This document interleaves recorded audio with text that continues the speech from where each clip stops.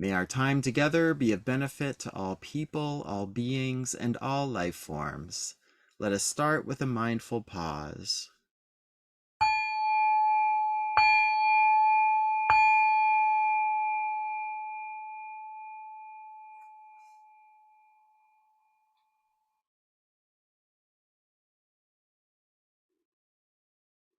Gently take a slow, deep, effortless belly breath.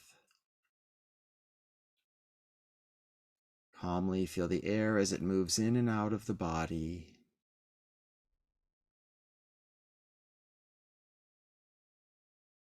Kindly notice the belly expand and contract in rhythm with the breath.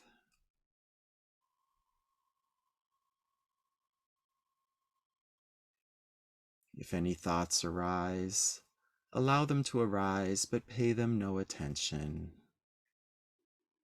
Let all thoughts and worries about today, the past week, and the days ahead fall away into the background of your awareness.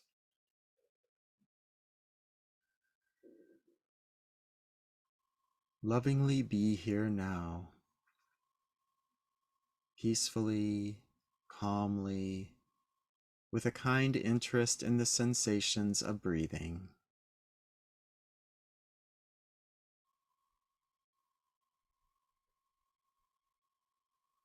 Gently reflect on how this course has served and benefited you.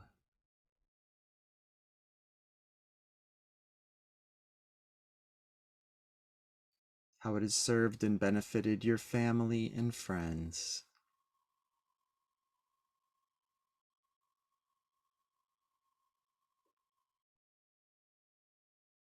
How it has served and benefited your coworkers and acquaintances.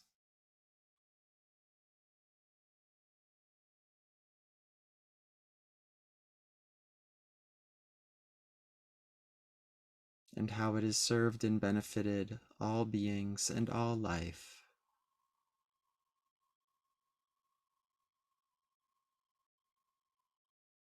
Throughout our time together, if distractions arise, kindly remember your loving intentions for being in this class.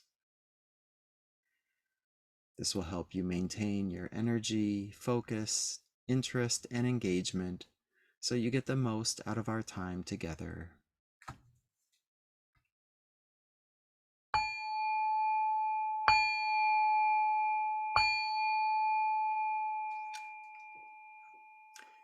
We are on native lands that have been cared for by Indigenous people for generations.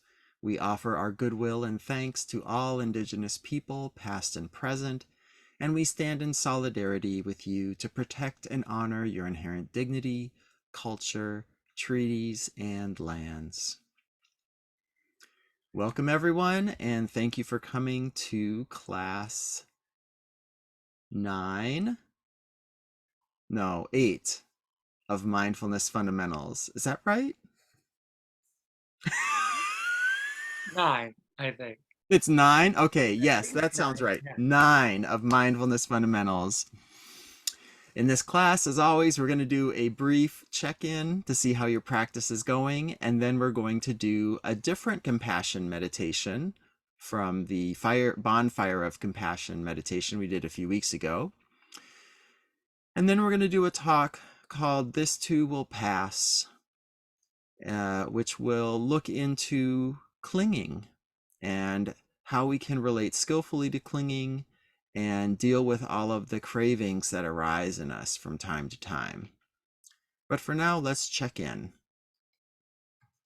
So if you could put into the chat the number of days meditated, number of days intention set, number of times investigated, and number of times you gave thanks in a week or a day this week, that would be great. Here we go. And for those of you who are veteran meditators, simply put into there something that you're grateful for. And I've got to type up my own. The number of days I meditated. and then add a sentence or two for Well, how your that's practice not is for going. you to do, for the others.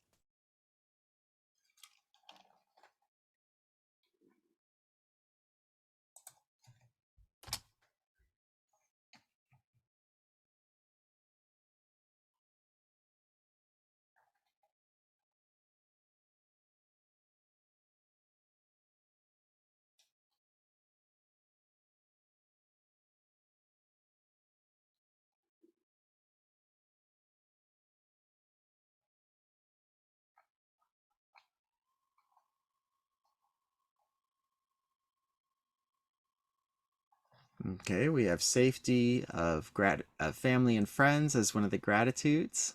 Nice.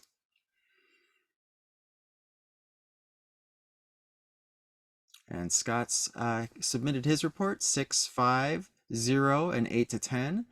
This week hasn't been my best, but I'm being gentle on myself. I like the meditation okay. I get hung up on trying to find a person that I don't like or dislike. It feels weird to me. Ha. Sure, it feels weird. And hopefully, um, as you go about your day, when you do meditations like this, just sort of think about as you go about your day, oh, you're a person I don't know, and you're a person I have no feelings for, positive or negative. Like, I'm going to use you next time I meditate. So, like, the meditations pattern, and we're going to be doing a very similar meditation this week. So, you're going to be needing to find more neutral people. And if you settle on doing the same neutral beings over and over again, that's fine too. Um, yeah.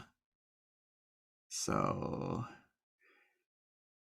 Gail's response 66010 starts my day with more positivity and my days are more peaceful. Good, good. Uh, and I feel I am noticing everybody is not doing their investigations, and I feel somewhat responsible because I am not setting a good example by doing my investigations either. Ah, see, this is where things start to collapse. No, I'm just kidding.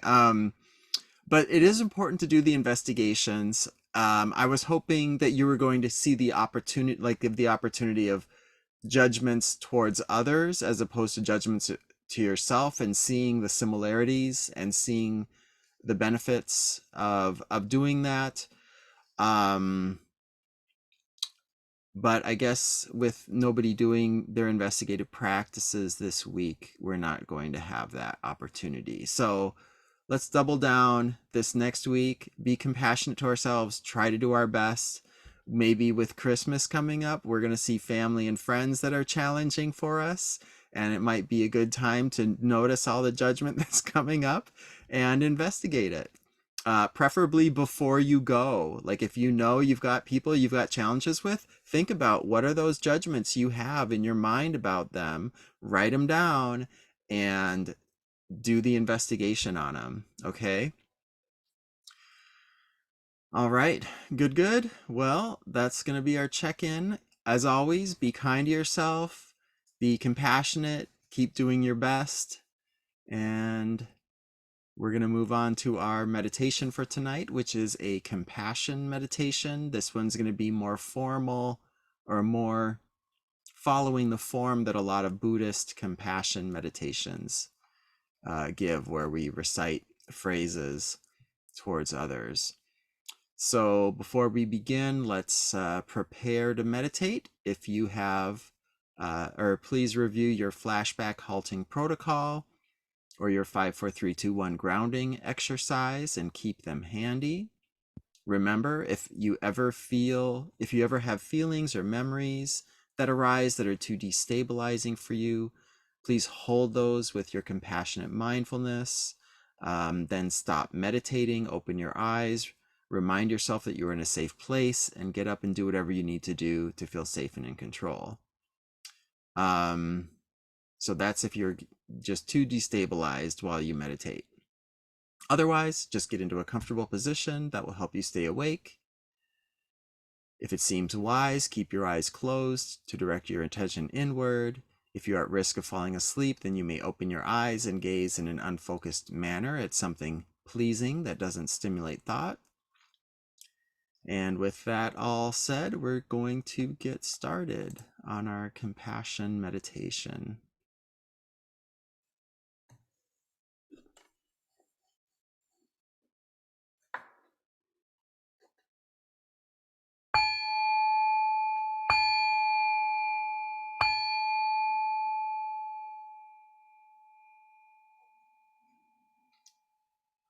Meditation is an act of love for ourselves and all life. Kindly anchor your awareness on your heart space. Gently invite the heart to be warm, open, and receptive.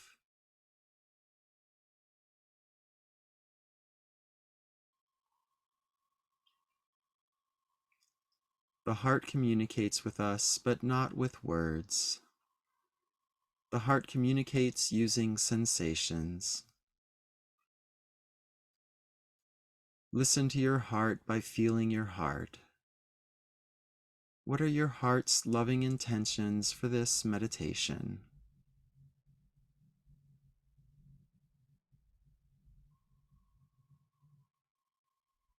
Does your heart do this meditation out of self-love for your own benefit? Wonderful. Who else does the heart dedicate this meditation to?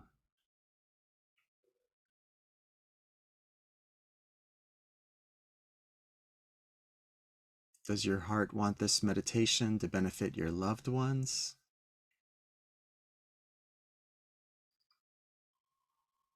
Excellent. And who else?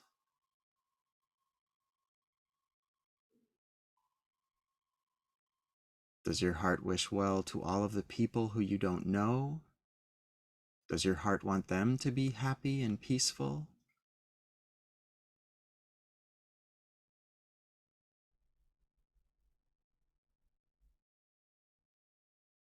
And what about people who cause harm to others and themselves? Does your heart wish that they may be free from their misery and know their own inner love? Ignore the thoughts in the head and listen to the heart. Does your heart wish well for people who cause harm? Gently check in and see.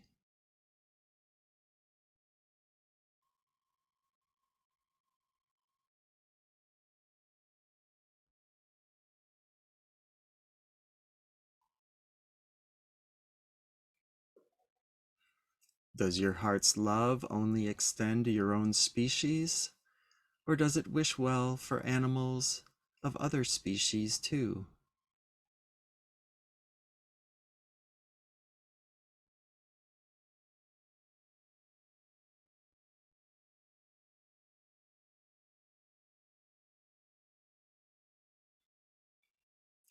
Does your heart's love only extend to living beings, or does it wish well for plant life, other life forms, and ecosystems too?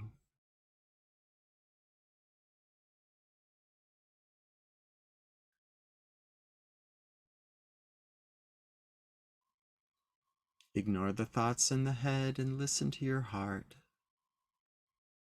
Does your heart exclude any life form from its love, or does the heart simply love to love? What do you notice?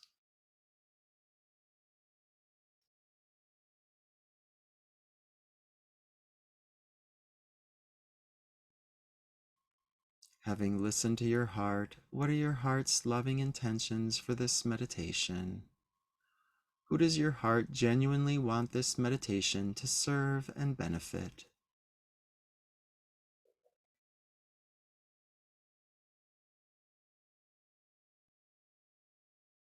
And if you're unable to hear your heart right now, then who do you love that you can dedicate this meditation to?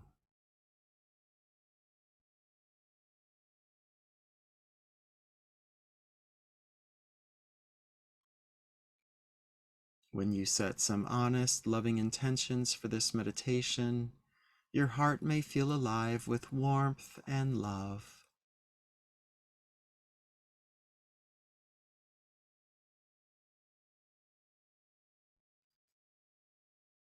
Take a few deep, effortless belly breaths to relax and calm the body and mind.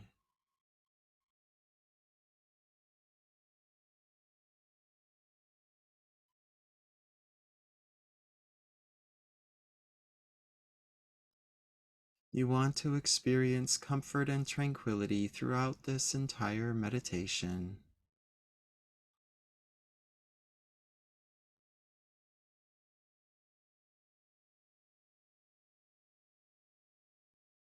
Kindly anchor your attention on the felt sensations of the heart space, the area in the chest around where the physical heart resides.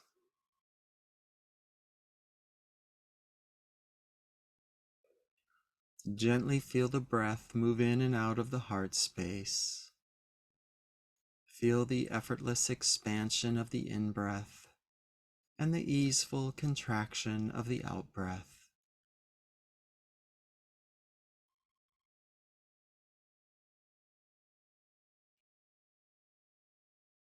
Kindly bring to mind a benefactor, any being who has showed you kindness, helped you out, inspired you, or provided you love and support.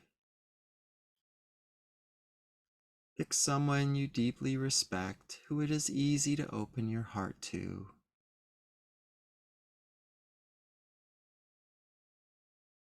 If anything about your benefactor causes your heart to close, notice that and set it to the side for now. Kindly focus on all of the good qualities of this person. You can either visualize your benefactor or have a sense of them in front of you. Reflect on all their praiseworthy qualities and how they have served and benefited your life.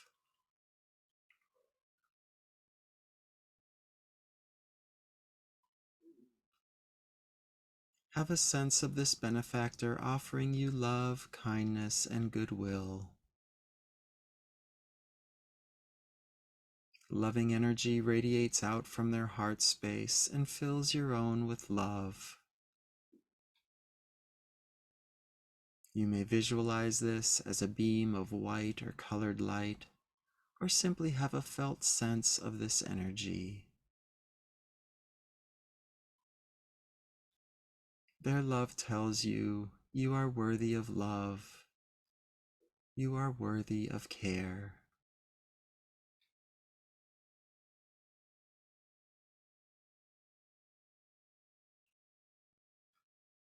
As much as you are able, open your heart to this truth that you are worthy of love.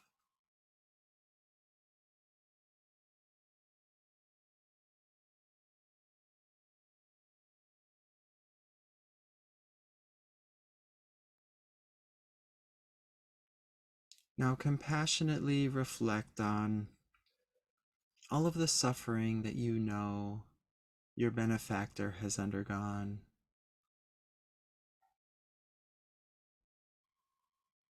Do this mindfully, just gently reflecting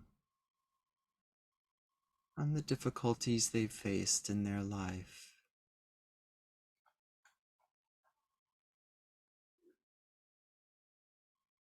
And now we're going to offer compassion to your benefactor. As I say these phrases, silently repeat them to yourself and connect with the deep meaning and felt sense of these phrases in your body. I care about your suffering. I care enough to be close.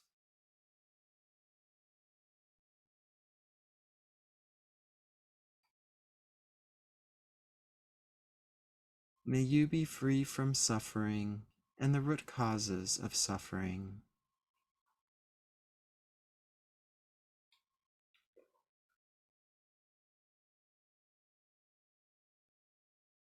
May love and wisdom protect and guide you.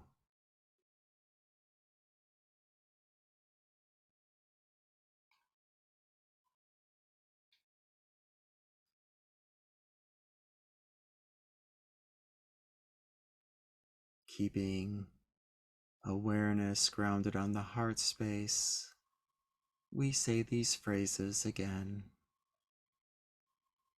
I care about your suffering. I care enough to be close.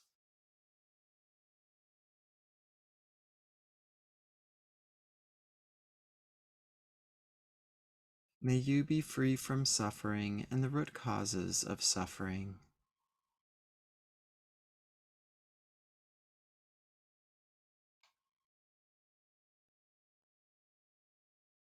May love and wisdom protect and guide you.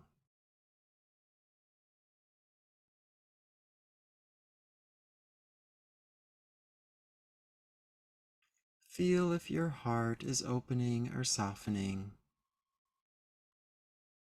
If you feel a sense of compassion within or around you, then settle into that feeling. Grow that feeling so it fills and surrounds you. Continue to send your benefactor goodwill. I care about your suffering. I care enough to be close.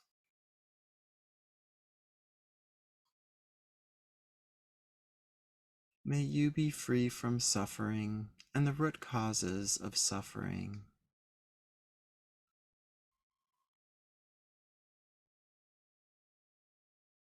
May love and wisdom protect and guide you.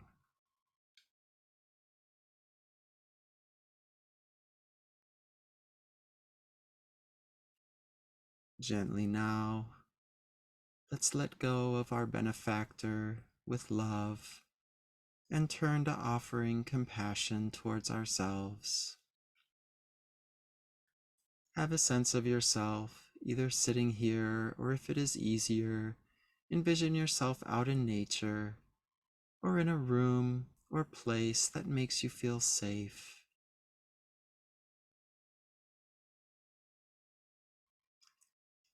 Gently reflect on the difficulties and the suffering that you have faced in your life.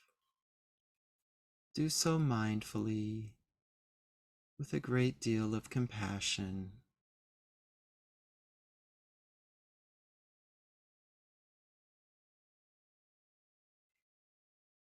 And then gently offer yourself these phrases of compassion. I care about my suffering. I care enough to be close.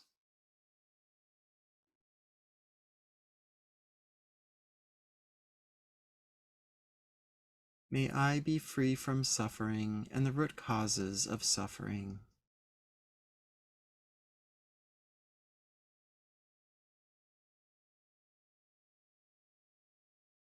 May love and wisdom protect and guide me.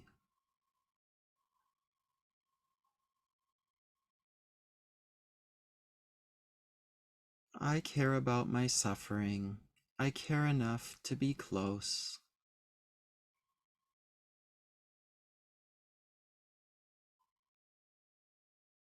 May I be free from suffering and the root causes of suffering.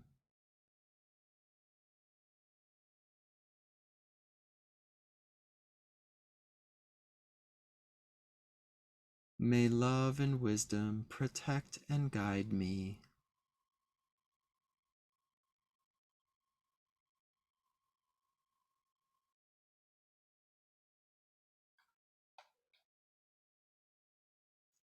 I care about my suffering. I care enough to be close.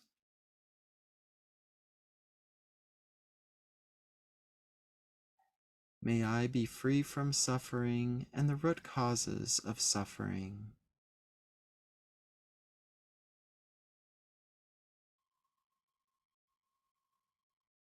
May love and wisdom protect and guide me.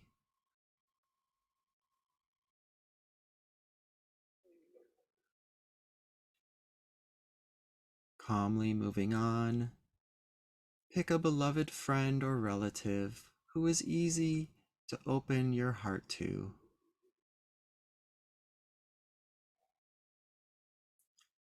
Have a visual or felt sense of this being in front of you. Gently reflect on the difficulties they've faced and the suffering that they've endured.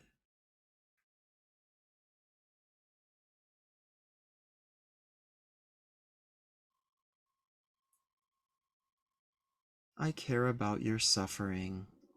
I care enough to be close.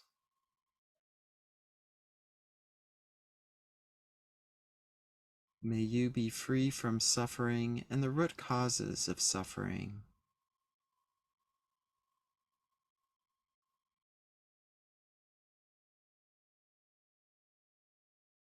May love and wisdom protect and guide you.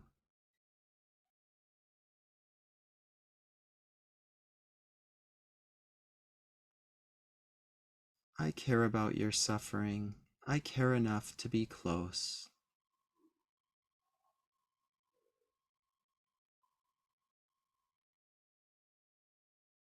May you be free from suffering and the root causes of suffering.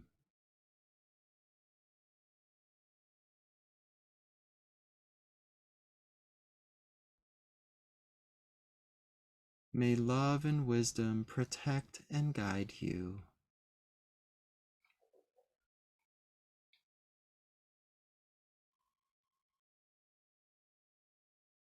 Let go of this beloved being with love and gently turn now towards a neutral being, someone you don't know well and have no strong feelings for either way. Gently visualize them or have a sense of them in front of you.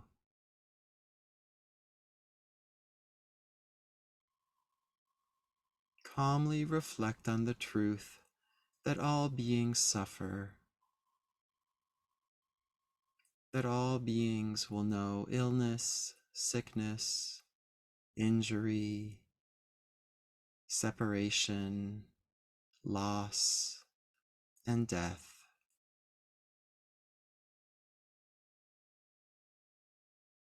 Can we offer them our compassion? Let's try and see.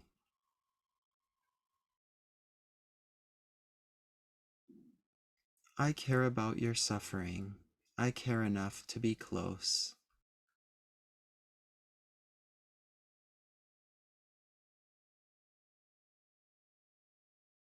May you be free from suffering and the root causes of suffering.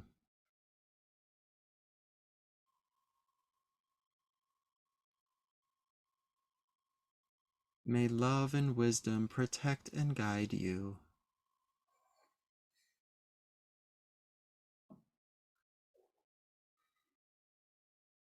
I care about your suffering. I care enough to be close.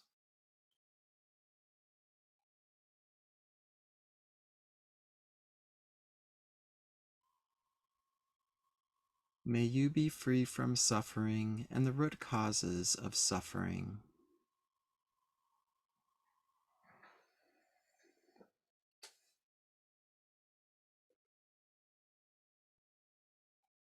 May love and wisdom protect and guide you.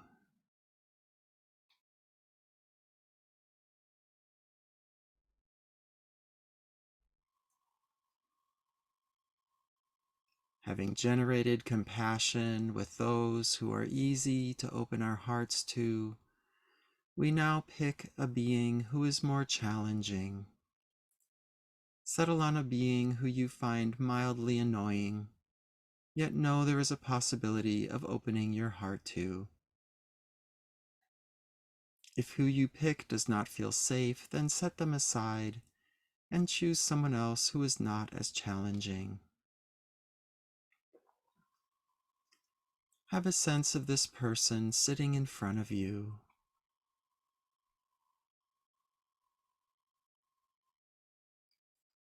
Then kindly reflect on any sort of difficulties or suffering this person may have faced.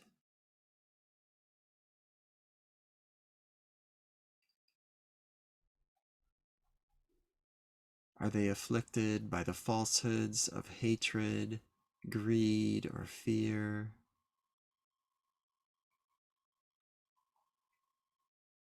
Have they experienced loss in their life?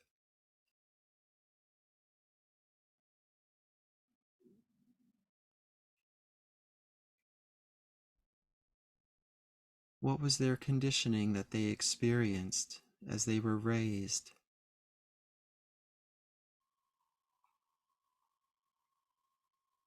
See if noticing their suffering helps to soften your heart towards them.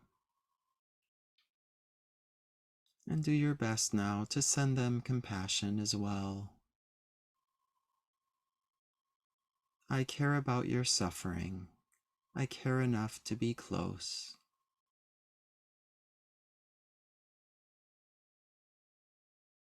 May you be free from suffering and the root causes of suffering.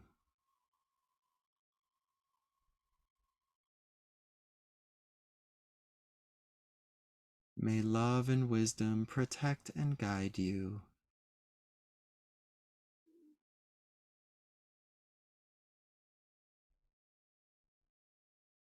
I care about your suffering. I care enough to be close.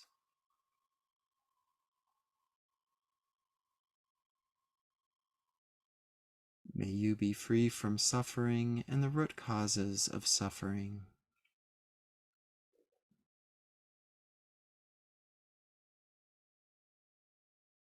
May love and wisdom protect and guide you.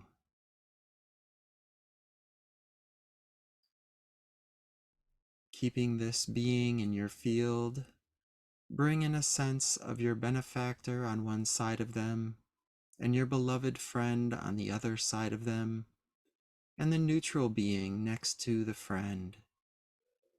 If it feels safe, you can all hold hands in a circle.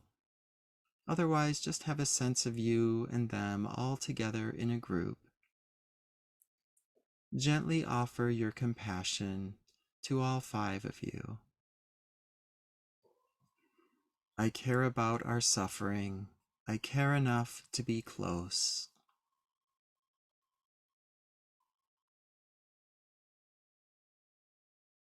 May we be free from suffering and the root causes of suffering.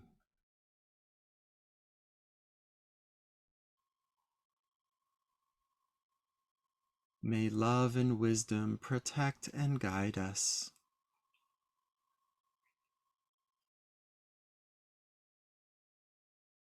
I care about our suffering. I care enough to be close.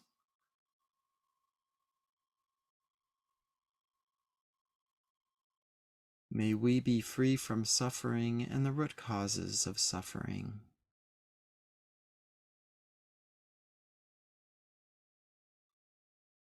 May love and wisdom protect and guide us.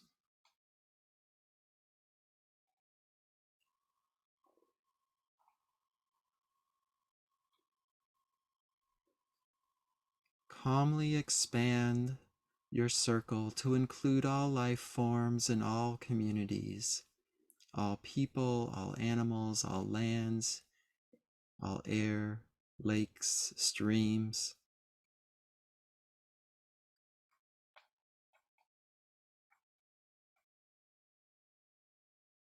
I care about our suffering. I care enough to be close. May we be free from suffering and the root causes of suffering.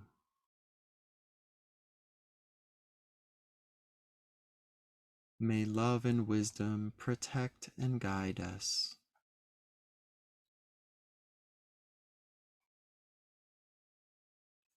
May all beings and all life everywhere, in all directions without exception, and in all realms of existence, May we all be free from suffering and the root causes of suffering. From this expansive state of compassion, have a sense of that compassion radiating out from you, protecting you, and being directly sent to all beings and all life forms. Continue to radiate out this goodwill as we share the merits of our practice. We share any merits gained from this practice with all beings and all life everywhere. May all life everywhere be free from suffering and misery. May all life everywhere abide in a deep and lasting peace. May all life everywhere know the highest forms of happiness and be at ease.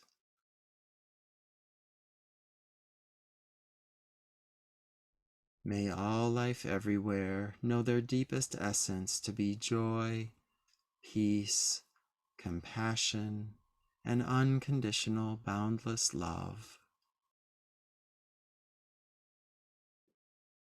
May all life everywhere be fully and permanently liberated.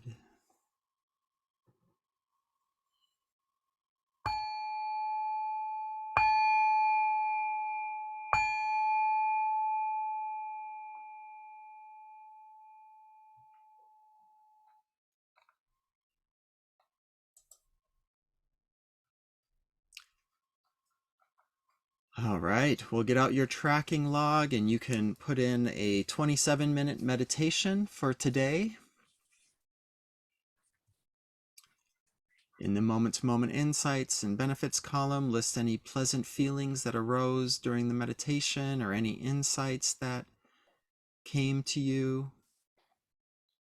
And then in the chat, please type a word or phrase that describes your overall experience of that meditation.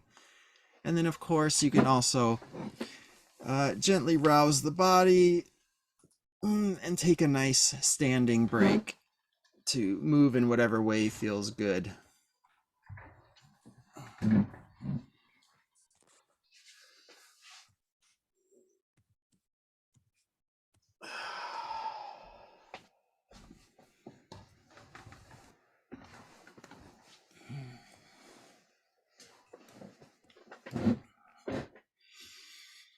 Okay, we have relaxing, calming,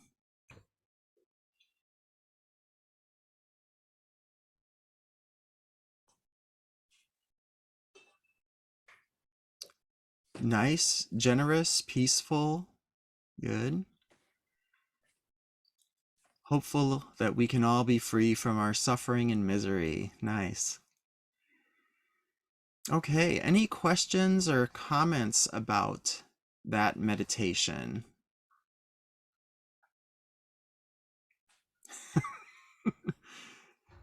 And Squirrel adds that it was repetitive for him. Hmm.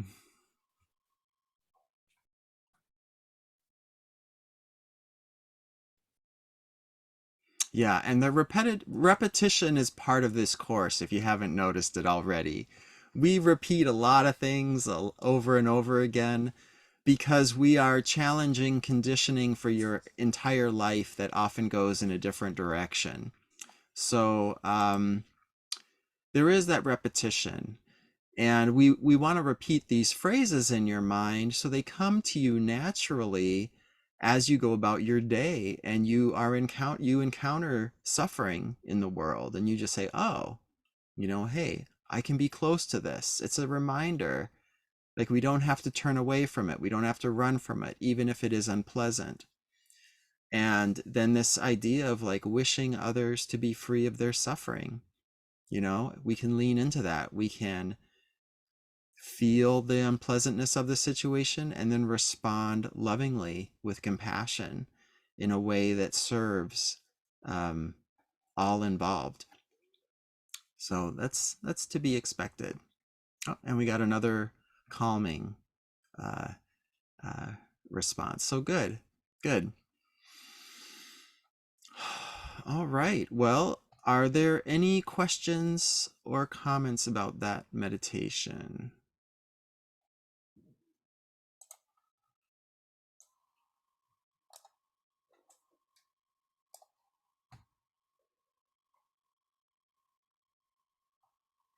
Okay, then I guess it is time for us to get into our talk for this evening.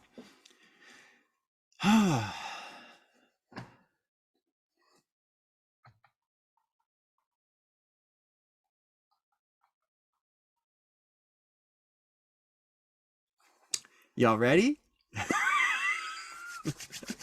I'm building the anticipation. And speaking of anticipation, do your cravings frequently drive your behavior? Do you have addictions that you struggle with? In this talk, we're going to learn some strategies and viewpoints to help you skillfully respond to craving. Now, there are 3 key ideas from this talk.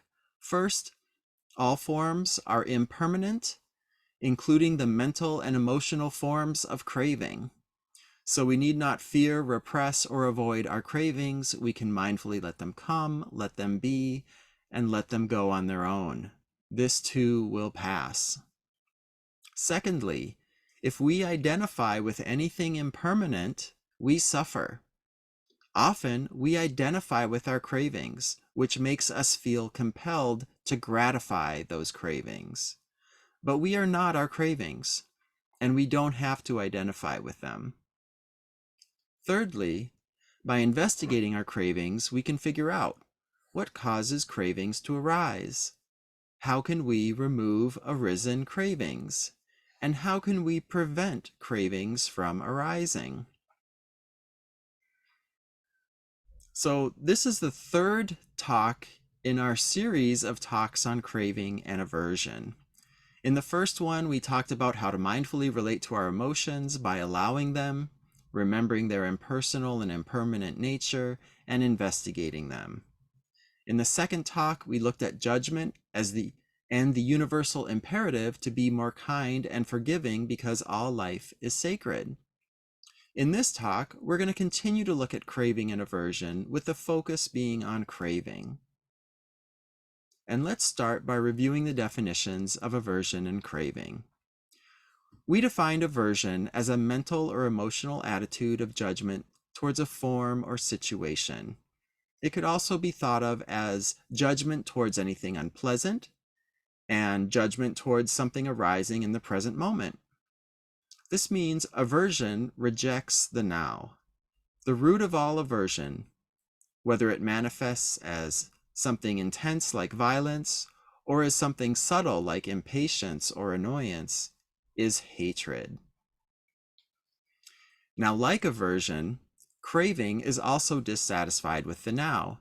Craving mentally or emotionally desires something better and different than what the present moment offers. Mentally, craving is an attitude that says, I want this, I need this, I have to have that.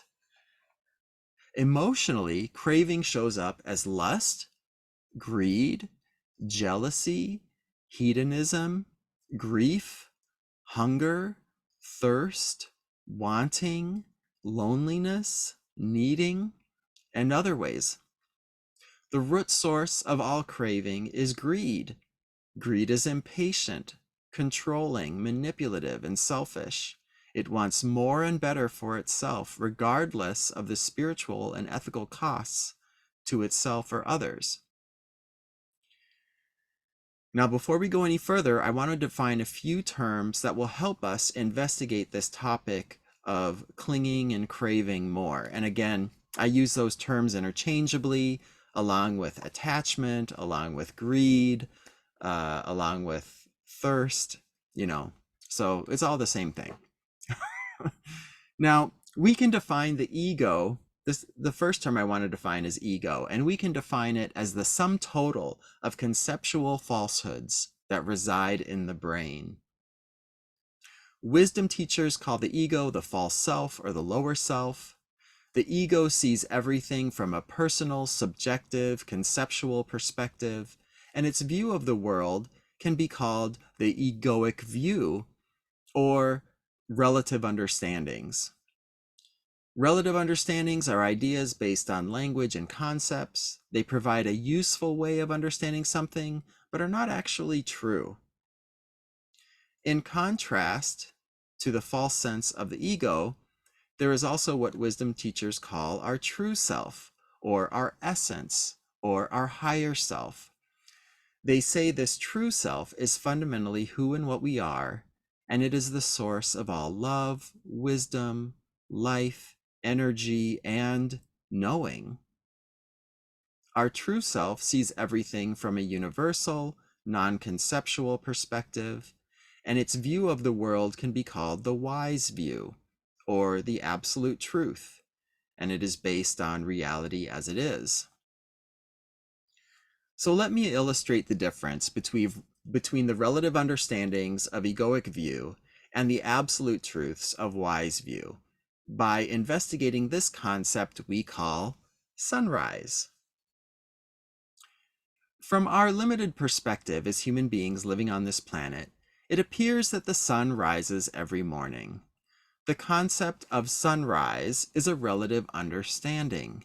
It accurately describes what happens from our limited, subjective perspective as human beings. However, the absolute truth, as seen from a universal perspective, is that the sun never rises.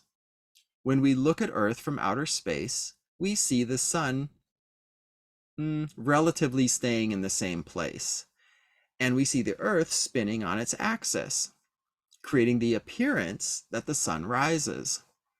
From this universal perspective, we see the absolute truth that the sun does not rise. In this example, sunrise is a relative conceptual understanding, whereas the sun does not rise is an absolute truth.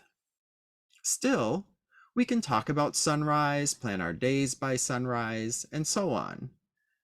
So what aids us in our spiritual journey is trying to live from the absolute while honoring the relative. In other words, we prioritize absolute truths to help us navigate, understand, and relate to the world. We keep in our mind, the sun doesn't rise. At the same time, we use relative understandings to help us communicate and relate skillfully to others who may be living from that relative view. If someone's like, hey, I'll meet you here at sunrise, you're not going to be like, I don't know what you're talking about because sunrise doesn't exist. You're going to honor and respect it. It's like, oh yeah, okay, I know what you mean. I'll meet you then. And in this way, when we live from the absolute and honor the relative, in this way we can be in the world but not of the world. Now, you may have noticed from this example that the egoic view and wise view contradict each other, and yet both have their validity and uses. This is why as we investigate spirituality, we find a lot of paradoxes, two contradictory ideas that both seem to have merit or credence to them. Now, because our ego and true self have contradictory views on everything, we may encounter numerous paradoxes on our spiritual journey that can be confusing. Science fiction author Diane Duane writes, "The doors to truth are guarded by paradox and confusion. Should you turn your back on them when you meet them, you are forever denying yourself access to the truth." One way to help us navigate paradox is by attempting to pinpoint which view is the relative understanding and which view is the absolute truth. And if it's not clear, you can always test it in your own life. Try living from each perspective and see which one helps you live more connected to your inner love and live more skillfully. The one that is more helpful will be the wise view or absolute truth. The other one will be the egoic view or relative understanding. And we're going to use this framing throughout this talk to see the different options we have between relative view and absolute truth. And then it's up to you really to test it and see which one works best to encourage your well-being and the well-being of others.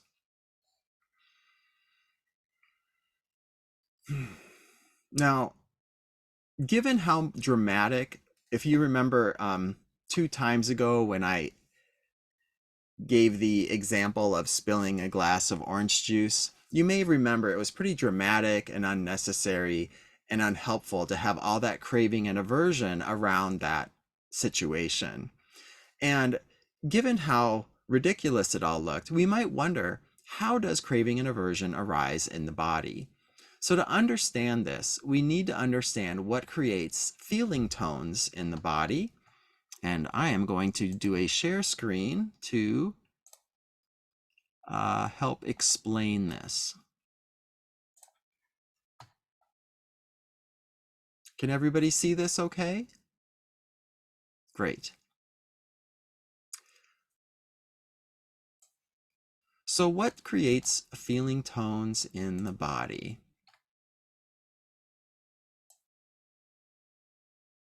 Gosh, I can't, oh, how can I get rid of this bar?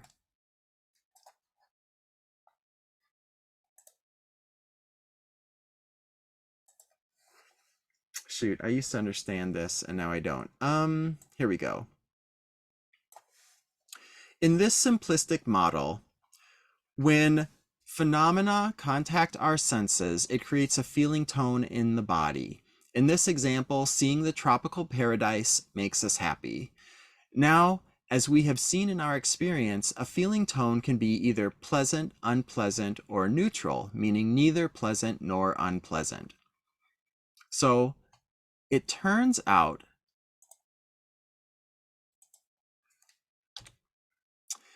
that unobserved and unconscious feeling tones condition the body and mind to embrace craving and aversion. An unobserved pleasant feeling tone leads the body to crave whatever phenomena created that happiness. An unobserved neutral feeling tone leads the body to be apathetic to whatever phenomena created that feeling tone, as we see here. And an unobserved unpleasant feeling tone leads us to be aversive to whatever phenomena created that neutral feeling tone. Now, the egoic view believes that our likes, dislikes, and opinions are objective, rational, personal, and important. We invest a lot of self in our likes, dislikes, and opinions. In contrast, the wise view understands that our likes, dislikes, and preferences are conditioned based on our feeling tones, and thus they're impersonal and not who we are. They are instead highly subjective, and we invest little importance in our opinions and no identification with them. So that's the wise view.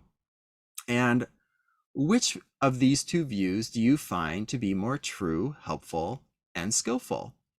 As always, you can use your mindfulness to investigate for yourself and find out. Probably coming into here, you thought, yeah, of course, my opinions reflect who I am and my beliefs and my values and my likes and dislikes. And so I am going to identify with them. I am going to think of them as self. And now we're seeing, oh, no, feeling tones have really conditioned all of my liking and disliking. And those feeling tones arise due to bodily conditioning. So should I take them personally? And here's your opportunity to find out. Now, most of us live the egoic view by default. And the ego has its own model of behavior for how it thinks things happen. It is unconscious and unexamined. And in this view, the ego assumes that, okay, phenomenon happens here.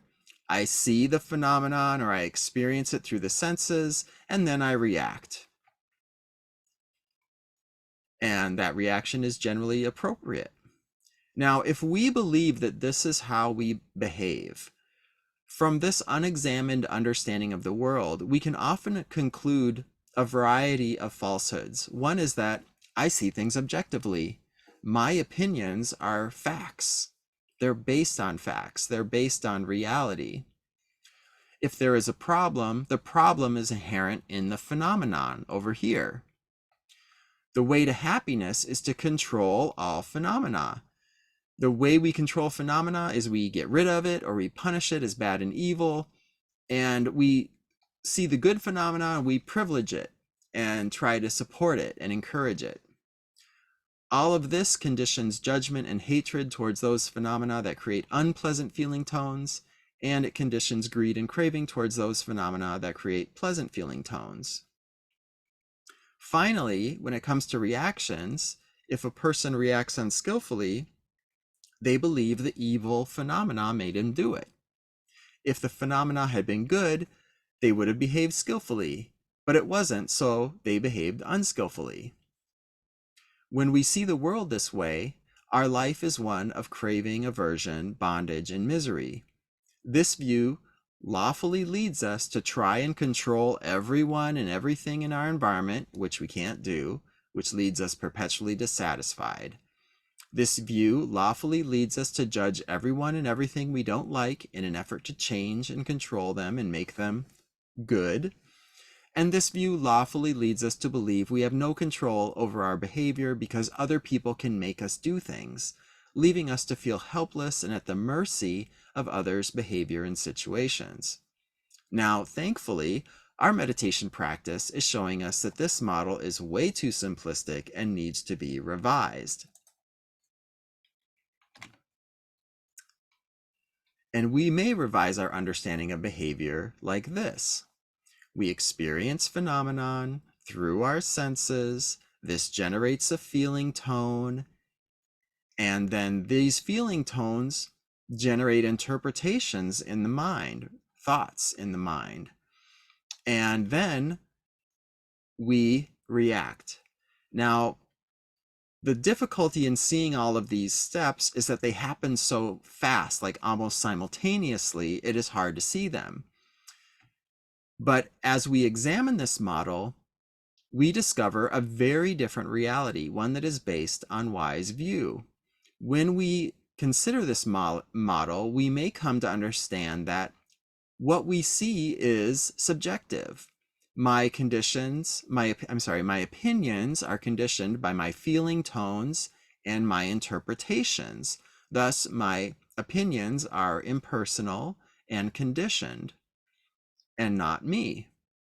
And since all life is sacred, there is no problems over here in phenomena, only situations that need to be responded to skillfully.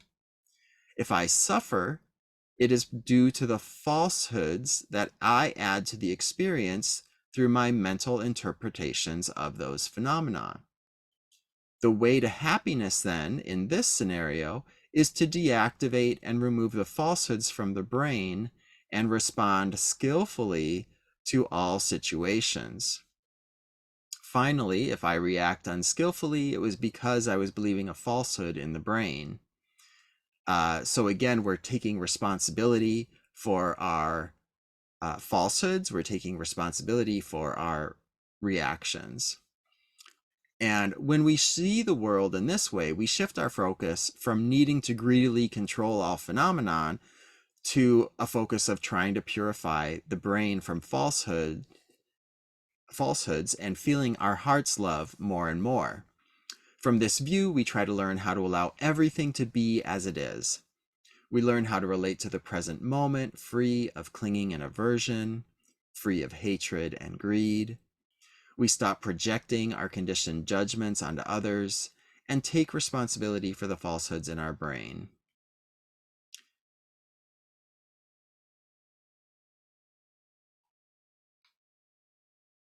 So here again, we have two different ways of seeing the world. We have an egoic model of behavior and we have a more accurate model of behavior.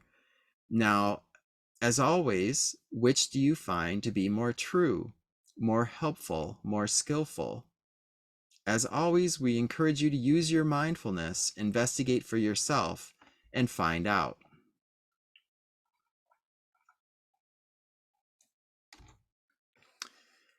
All right, we're going to stop the screen share. And now let's see what the wisdom traditions have to say about craving and aversion. And we're going to start with an old Sufi story that goes something like this. There once was a great queen who ruled over several kingdoms in the Middle East. Despite her power, wealth, and many skills, she lived a life of extremes. One day she would be walking on air with excitement, elation, and the energy to take on the world. But the next day she would be lost in despair, fear, and apathy. Finding her life intolerable, she sent her servants to invite the enlightened wisdom teacher to her palace. When the wise woman arrived, the queen told her, "I want to be like you. Can you give me something that will bring balance, peace, and serenity into my life? Money is no option. I will pay you whatever you want." The wise woman responded, "I may be able to help you, but what you ask for is so valuable that it is worth more than all of your abundant riches. Because you cannot afford it, I will give it to you if you promise to honor it." The queen agreed, and the sage left. A week later, the sage returned and gave the queen a simple gold ring inscribed with the words, "This too will pass." The queen looked at her baffled. The sage explained, "Wear this ring always. No matter what happens, before you judge it good or bad, look to the ring and read this inscription. In this way, you will always be at peace." The queen faithfully followed the sage's advice. When drought and famine struck her kingdom, instead of judging it bad and seeking to blame others, she first read her ring. This too will pass. She accepted the reality her kingdom faced and skillfully responded by using her grain stores to feed her people.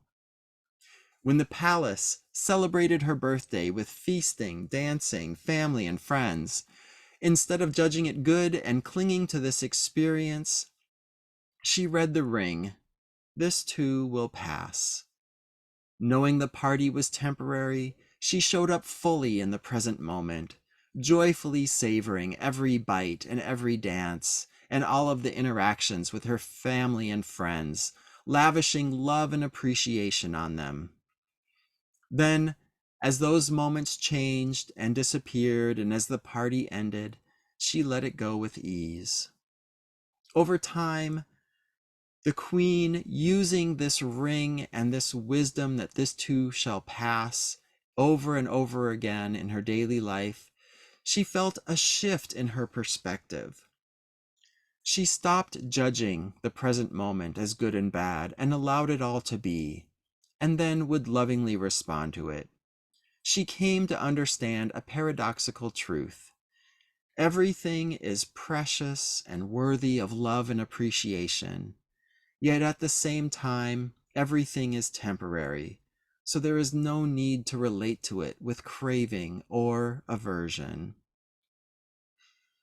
The queen's inner love had previously been hidden beneath her craving and aversion, but now she felt it strongly.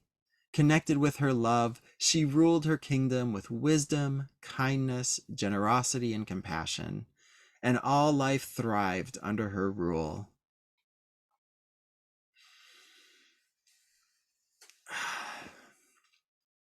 So this story points to the liberating insight that helps us overcome clinging and aversion. There's actually two of them. They kind of work together. The first is that all forms are impermanent. And we can define a form as anything that we can know through the senses. So basically everything. Thus, if all forms are impermanent, everything is impermanent. This includes the mental and emotional arising of craving and aversion in the brain. They too are also temporary. This too will pass. And this leads us to the second liberating insight. Clinging to anything impermanent causes suffering. If we hold the egoic view that the road to happiness involves controlling all forms, this is impossible because they're all constantly changing all the time. And this is going to lead us to frustration and misery. The egoic view sees material forms as our possessions that we control and own. But the wise view sees our possessions as gifts from life, and we know that life will at some point reclaim those gifts. Thus, we do not cling to them. We do not think of them as me or mine, or own them or invest them with a sense of self. The same with our relationships. The same with our situations and places. Peace Pilgrim is very uncompromising on this. In these quotes from her, what she calls being attached to something is what we call clinging. She encourages people to relinquish all attachments, saying, quote, "No one is truly free who is still attached to material things or to places or to people. Material things must be put into their proper place. They are there for use. It's all right to use them when that's what they're there for. But when they've outlived their usefulness, be ready to relinquish them and perhaps pass them on to someone who does need them. Anything that you cannot relinquish when it has outlived its usefulness possesses you. And in this materialistic age, a great many of us are possessed by our possessions. We are not free." She goes on to further talk about relinquishing our attachment to people. She says, "There is another kind of possessiveness. You do not possess any other human being, no matter how closely related that other may be. No husband owns his wife, no wife owns her husband, no parents own their children. When we think we possess people, there is a tendency to run their lives for them, and out of this develops extremely inharmonious situations. Only when we realize that we do not possess them, that they must live in accordance with their own inner motivations, do we stop trying to run their lives for them, and then we discover that we are able to live in harmony with them. Anything that you strive to hold captive will hold you captive. And if you desire freedom, you must give freedom." Unquote. Because all forms, including our beloved friends, family, and animal companions, are impermanent, she also gives us the key for how to let relationships end. We do so lovingly. As she says, quote, "Associations formed in this earth life are not necessarily for the duration of the lifespan. Separation takes place constantly, and as long as it takes place lovingly, not only is there no spiritual injury, but spiritual progress may actually be helped. We must be able to appreciate and enjoy the places where we tarry, yet pass on without anguish when we are called elsewhere. In our spiritual development, we are often required to pull up roots many times and to close many chapters in our lives until we are no longer attached to any material thing and can love all people without any attachment to them." Unquote. So again, here we have Peace Pilgrim telling us that we can love all life and remain unattached to all life. And what does this mean? And this is what this class is all about. We're going inside, we're looking to see what does it mean to relate without attachment, without clinging, without craving and greed to the beings and the people and the life forms and everything in our lives. And hopefully, as you turn that attention inward, you're going to see examples of clinging and craving, and you're going to develop an understanding of what is being meant here. Now, the egoic view says that happiness is external to ourselves. It can be found in material possessions, relationships, and experiences. But since all of those forms are temporary, that view builds our house on sand. The wise view says happiness comes from within. Happiness comes from living the truth, loving unconditionally, and joyfully serving all life. We allow the now to be as it is, free of aversion and clinging. And then we respond skillfully with love to whatever arises. That view builds our house on rock. So how do we deal skillfully with our cravings when they arise? The ego knows one way to end cravings, and that is by satisfying the craving. Give the craving what it wants. This contributes to a lot of addictions and harmful excesses in our lives.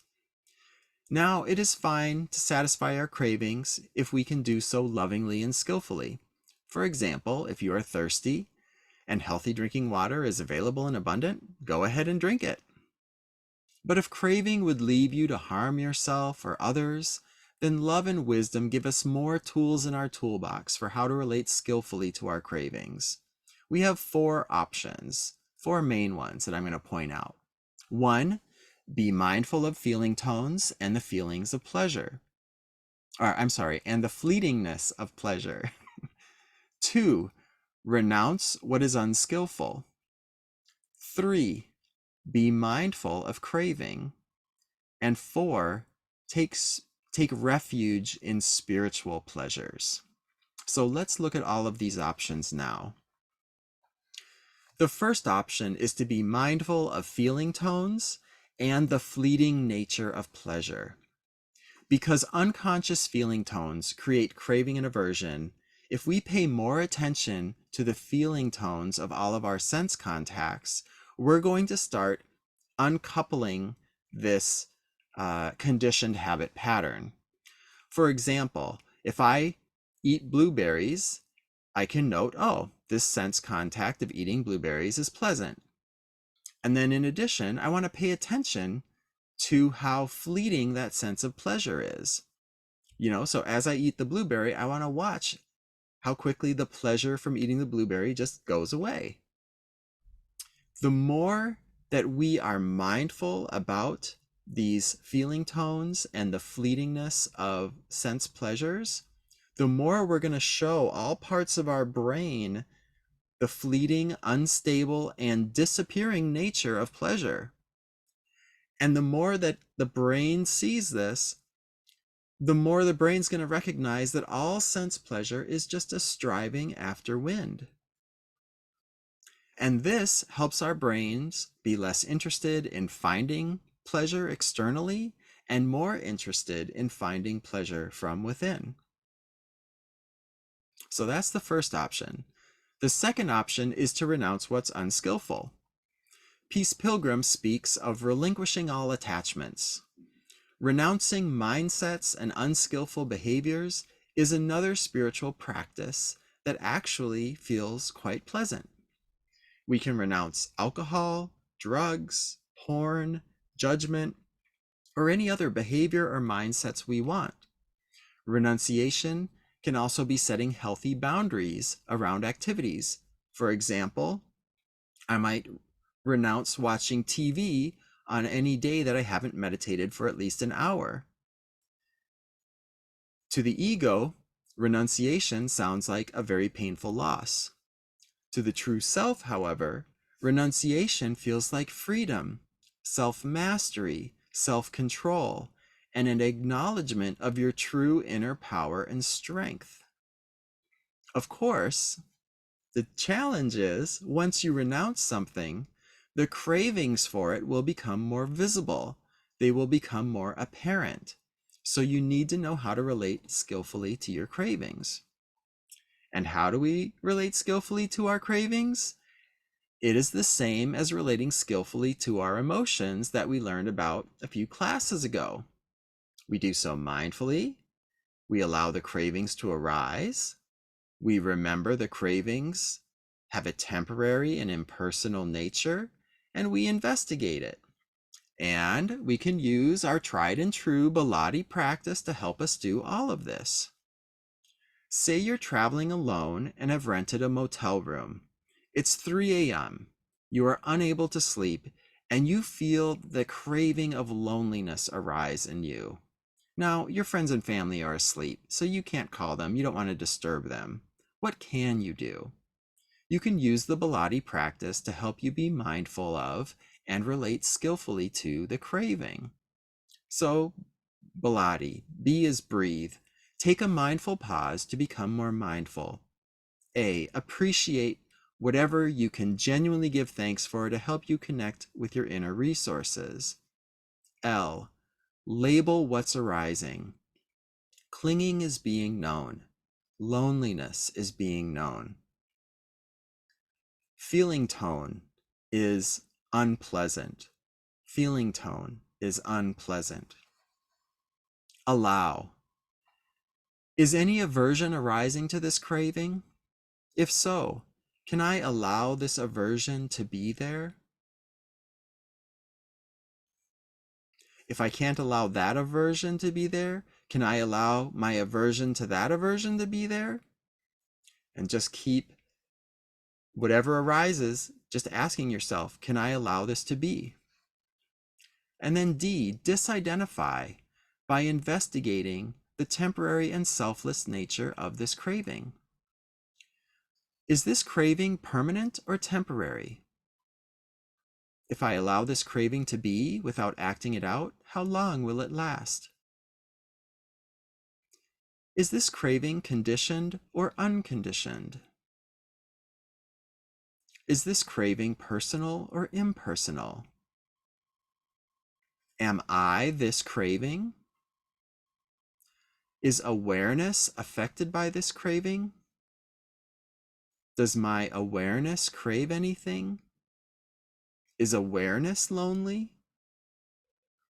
All of that helps us to disidentify from this feeling by seeing it as temporary and impersonal.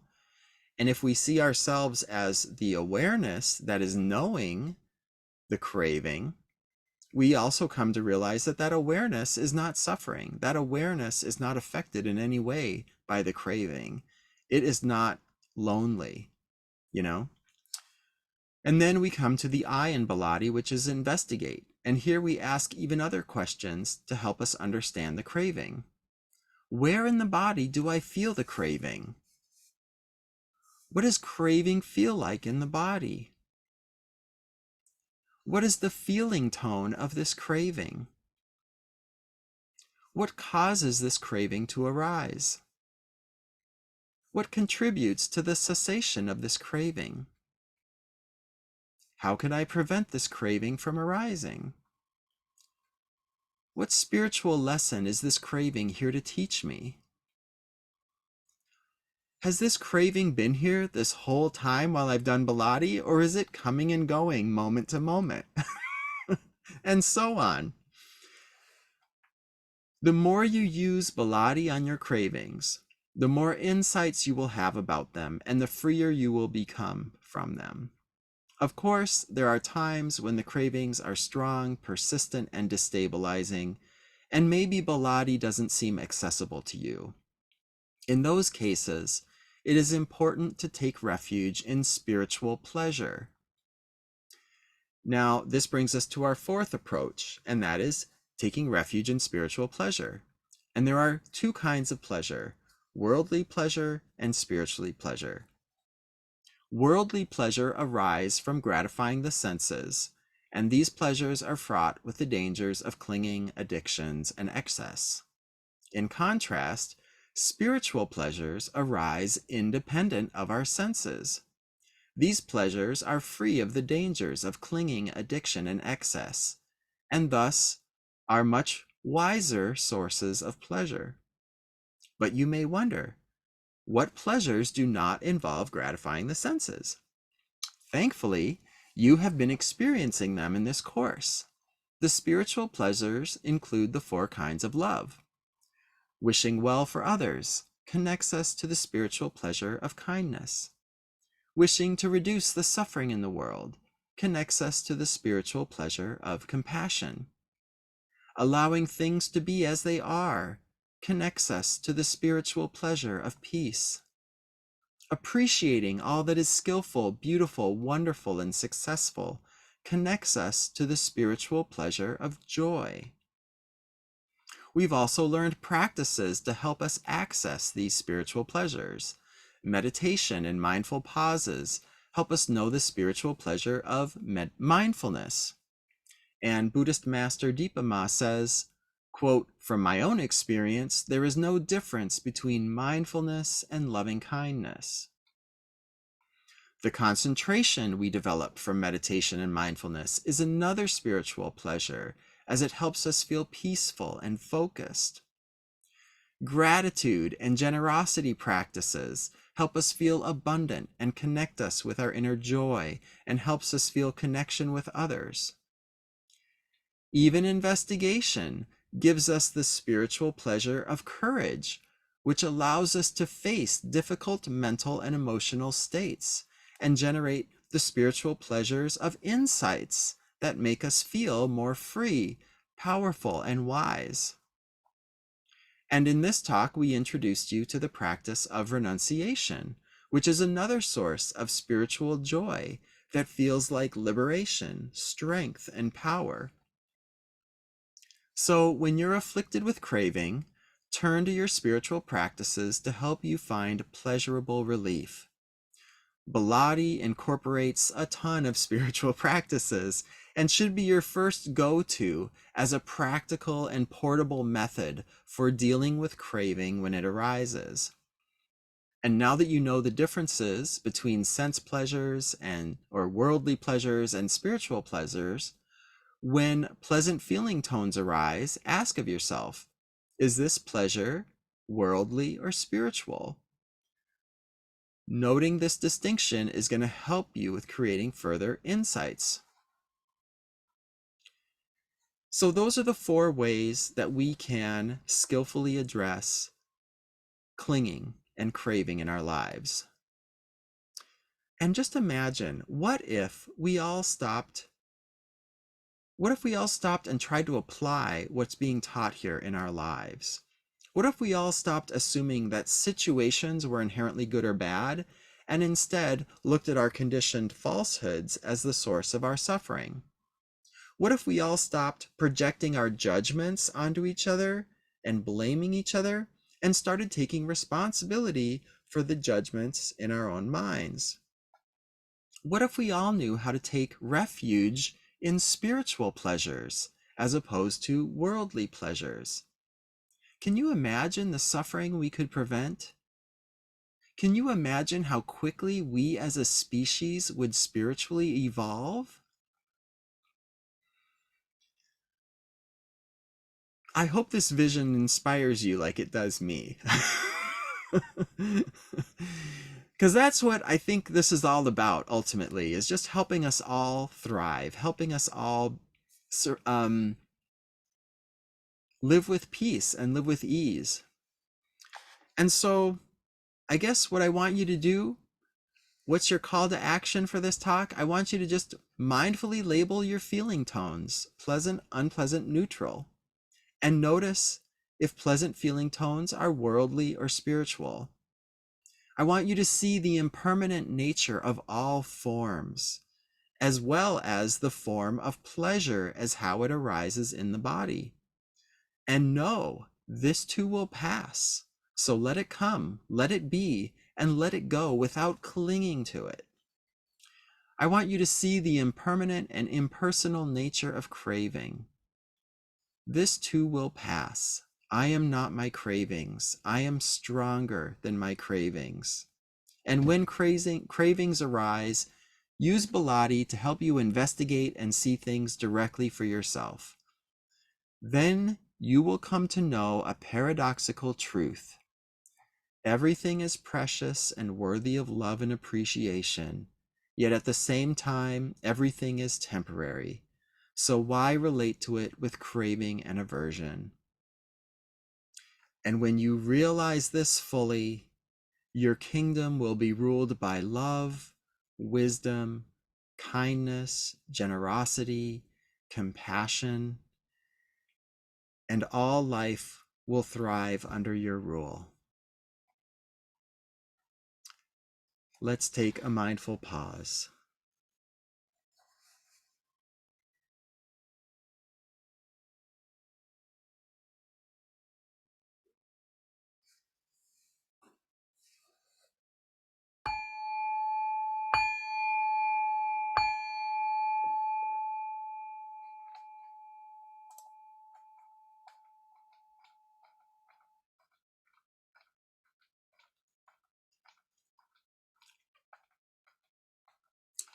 Well, we started late and we're ending late.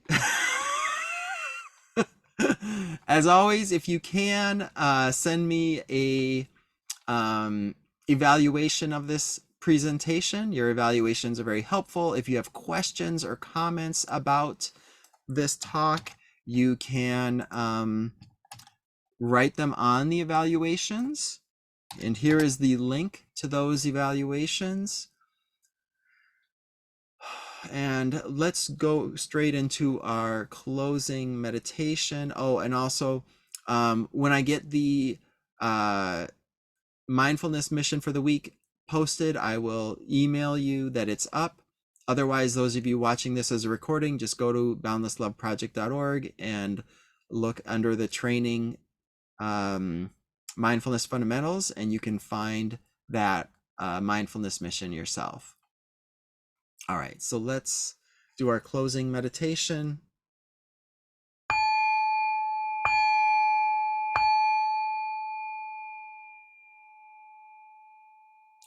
Taking a mindful pause. Our time together, learning how to come home to love, truth, and joyful service brings us many benefits. We freely share these benefits energetically with all beings and all life, that they too may benefit from our meditation practice. May all people, all beings, and all life be free from suffering, safe and protected, healthy and strong, peaceful and happy.